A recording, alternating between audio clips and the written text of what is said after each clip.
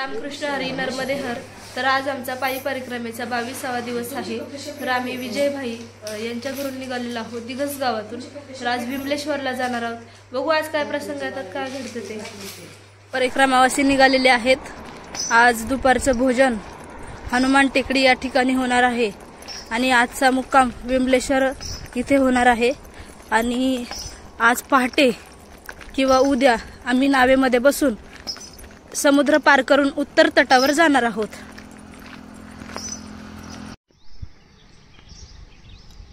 दिगस गावापासून 4 किलोमीटर अंतर आल्यानंतर थोडंसं विश्रांतीला बसलेलो आहोत।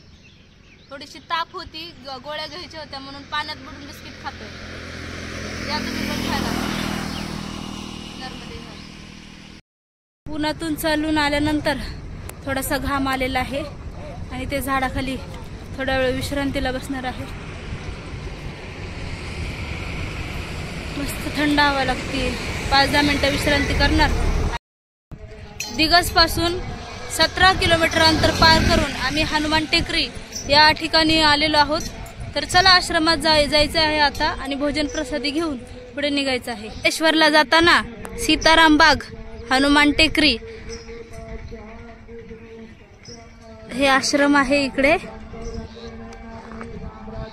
या ठिकाणी आज खूप परिक्रमावासी आहेत जे 15 दिवसाची गाडीने परिक्रमा करतात। ते पण आज विमलेश्वरला सगळे येतात।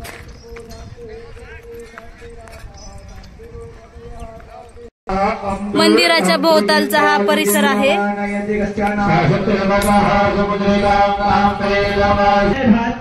इकडे शनिदेवाचं हे मंदिर आहे आणि इकडे हनुमंतरायांचं मंदिर आहे। इकडे पूजा चालू आहे।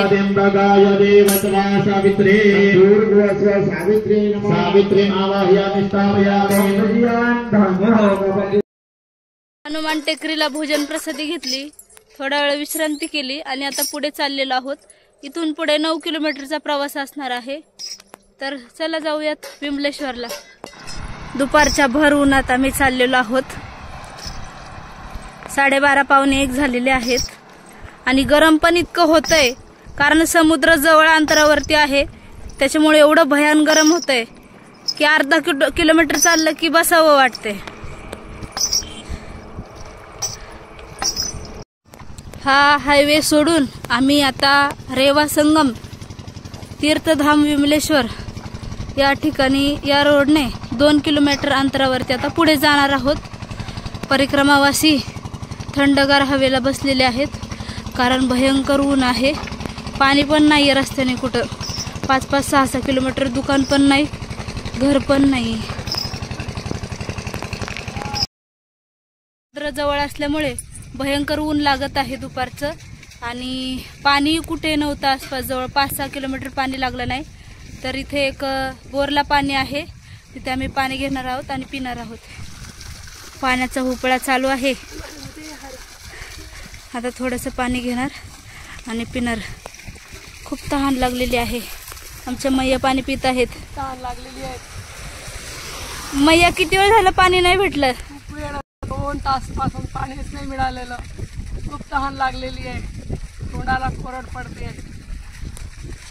नर्मदे विमलेश्वरला आम्ही आलेलो आहोत।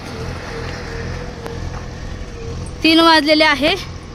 आज सकाळी 6:30 वाजता निघालो होतो। 25 किलोमीटरचं अंतर पार करून 3 वाजताच आम्ही विमलेश्वरला आलेलो आहोत। थोडंसं पुढे आल्यानंतर आम्ही जे आश्रम आहे छोटंसंच आहे, अगदी 20-30 लोक बसतील एवढं। त्याच्यामुळे आम्ही तिथे थांबणार नाही। तर इथे सरला बसंत बिर्ला विश्रांती इथे 50 रुपये पर पर्सन देऊन बरेच परिक्रमावासी थांबतात। तर मग आम्ही इथेच थांबणार आहोत आज आणि पहाटे 3 वाजता प्रस्थान करणार आहोत उत्तर तटावरती। आज तब्बल आम्ही 900 किलोमीटरचा प्रवास पूर्ण केलेला आहे। कसं वाटतंय? 900 किलोमीटर आज अंतर पार केलेलं आहे 22-23 दिवसात। एकदम आनंद वाटला। काही जाणवलं का? नाही, काहीच नाही। थकवा, काही त्रास, आजारी काहीच नाही। थकवा तर आता वाटलाच नाही। नर्मदे त्रास होतो नाही असं नाही। पण त्रास झाल्याशिवाय मजा पण नाही. नर्मदे हर. विश्रांती गृहात आल्यानंतर थोडा वेळ आम्ही आराम केला, 1 ते 1.5 तास आराम केला. आता फ्रेश होणार आहोत आणि वमलेश्वराच्या दर्शनाला जाणार आहोत. आणि उद्या बोटेने जायचं आहे, तर समुद्र पार करून जायचं आहे, तर तिथे पण तिकीट बुक करावं लागतं, तर तिकडे पण जाणार आहोत. हा हॉल आहे. या ठिकाणी पायी परिक्रमा करणारे सगळे परिक्रमावासी आहे या भक्त निवासामध्ये थांबलेले आहेत.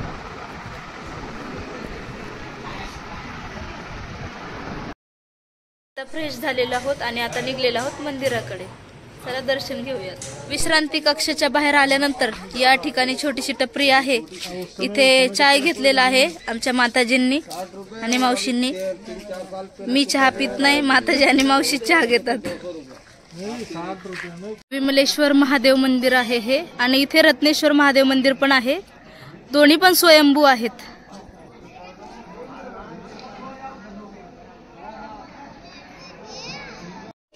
मंदिरामध्ये चाललेलो आहोत.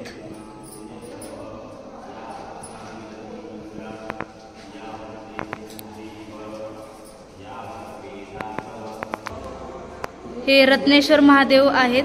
समुद्र मंथनातून हे रत्नेश्वर महादेव निघालेले होते. इकडे सगळे 12 ज्योतिर्लिंग दाखवलेले आहेत. हे आहेत घृष्णेश्वर, ओंकारेश्वर ज्योतिर्लिंग, त्र्यंबकेश्वर.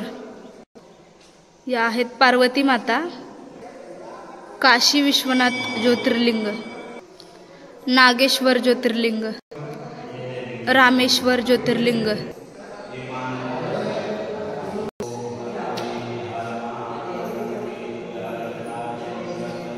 पार्वती माता, उज्जैनचे महाकाल, इकडे मल्लिकार्जुन, सोमनाथ. इकडे आहेत हे विमलेश्वर महादेव. आपण महाराजांना याचं महत्व विचारूयात. स्वयंभू आहेत हे. महत्व बता दीजिए महाराज जी, ये स्वयंभू विमलेश्वर है, इसका महत्व बता दीजिए. तो स्वयं जो अपना एक साइड पे नर्मदा, माँ नर्मदा है, एक साइड पे रत्नासागर महादेव है. तो दोनों पानी जब मिलता है तो उसमें बमड़ होता है, भवड़ा बोलते हैं, तो उसमें से स्वयं प्रकट है महादेव. इसीलिए वमलनाथ महादेव कहते हैं गुजराती में, हिंदी में विमलेश्वर कहते हैं. ठीक है. और वमलनाथ महादेव के नाम से गांव का नाम विमलेश्वर रखा है, भगवान के नाम से ही. ठीक है. बाजू में है रत्नासागर महादेव. तो कहते हैं कि नर्मदा मैया जो है रत्नासागर में समावती है, पे पूरा संगम है. ठीक है. तो ये अपना शिव पुराण है, नर्मदा पुराण है, दोनों में यहाँ का उल्लेख है. और जो कहते हैं कि अमरकंटक से जो नर्मदा माई निकलती है, तो अमरकंटक में माई का उद्गम स्थान माता. इसके बाद अपना एमपी में पड़ता है नीमावर ओंकारेश्वर, वहीं पे माई का नाभि स्थान, यहीं पे माई का चरण.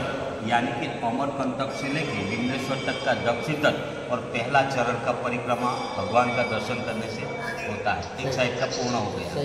हे आहे गुप्तेश्वर महादेव मंदिर. हे स्वयंभू आहेत.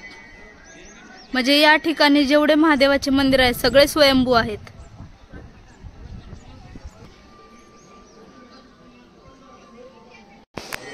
स्वयंभू गुप्तेश्वर महादेव मंदिर. मंदिरातील हा परिसर आहे.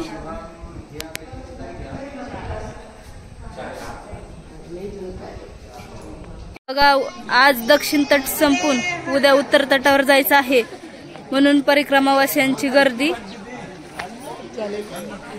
खूप जास्त गर्दी झालेली आहे विमलेश्वर या ठिकाणी.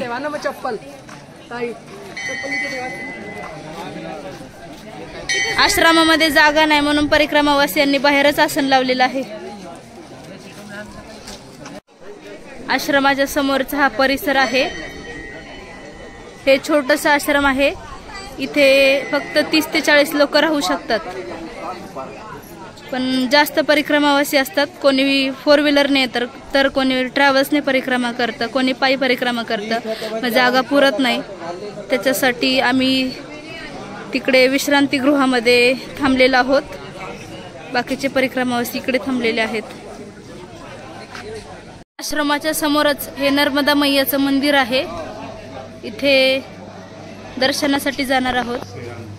राम, लक्ष्मण आणि सीता मैया, नर्मदा मैया, गणपती बाप्पा आदी करून सर्वांचं दर्शन झालेलं आहे. इथे डॉक्टर आहेत. हे परिक्रमावासियांना कोणाचे हातपाय दुखायला लागले, गुडघे दुखायला लागले किंवा ताप आला, जो काही छोटा मोठा आजार झालेला असेल तो इथे ते पेशंटला इलाज करतात. आतमध्ये भरपूर गर्दी आहे, त्याच्यामुळे परिक्रमावासियांनी भेटेल तिथं, जिथे जागा भेटेल तिथे आसन लावलेलं आहे.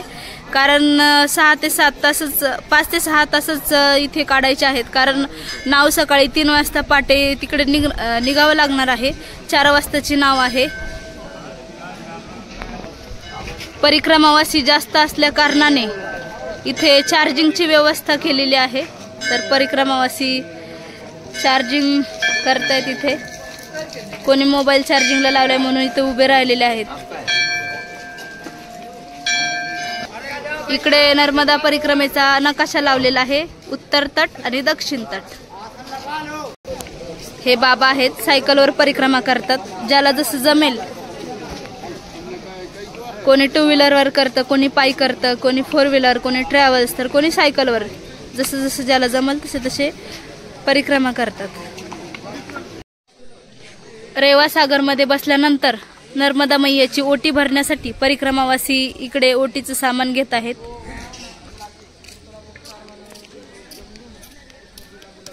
आमच्या मैयाही गेलेल्या आहेत सामान घेण्यासाठी.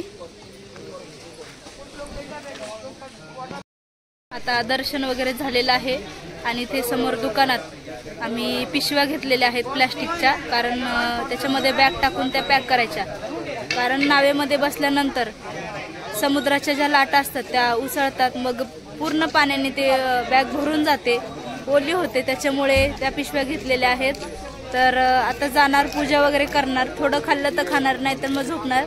2 वाजता उठायचं आहे, 3 वाजता निघायचं आहे. कारण 3 किलोमीटर अजून चालायचं आहे. तेव्हा रेवा सागर येणार आहे आणि 4 वाजताची आमची नाव आहे. तर चला, नर्मदे.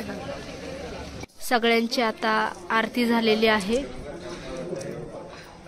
आणि आता 6:30 पावणे 7 झालेले आहेत. 7 वाजता भोजन प्रसादीसाठी जायचं आहे. कारण की रात्री 2 वाजता निघायचं आहे इथून. 3 वाजता तिथे पोचायचं आहे. 3:30 पावणे 4ची आमची नाव आहे. उद्या सकाळची 4ची नाव आहे, तर त्याच्यामुळे आम्ही आता झोपतो आहे. 7 वाजलेले आहेत. उद्या 2 वाजता उठायचं आहे आणि 3 वाजता निघायचं आहे. तर चला, आजचा व्हिडिओ तुम्हाला कसा वाटला? व्हिडिओ आवडला असेल तर व्हिडिओला लाईक करा, शेअर करा, सबस्क्राईब करा. भेटू आपण नेक्स्ट व्हिडिओमध्ये. नर्मदे.